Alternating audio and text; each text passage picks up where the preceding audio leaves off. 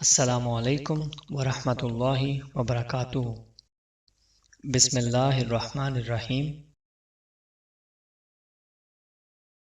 حضرت سلمہ رضی اللہ تعالیٰ عنہ بیان کرتی ہیں کہ میں نے رسول اللہ صلی اللہ علیہ وآلہ وسلم کو فرماتے ہوئے سنا، کوئی بندہ نہیں جسے مصیبت پہنچے اور وہ کہے بے شک ہم اللہ کے ہیں اور اسی کی طرف لوٹنے والے ہیں، اے اللہ مجھے میری مصیبت کا اجر دے اور مجھے اس کا بہتر بدل عطا فرما، مگر اللہ تعالیٰ اسے اس کی مصیبت کا اجر دیتا ہے اور اسے اس کا بہتر بدل عطا فرماتا ہے۔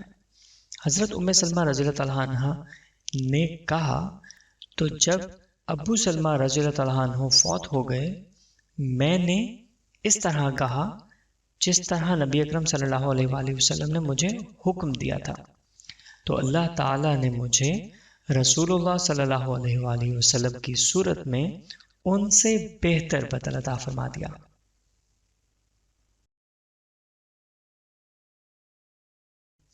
صحیح مسلم 2127۔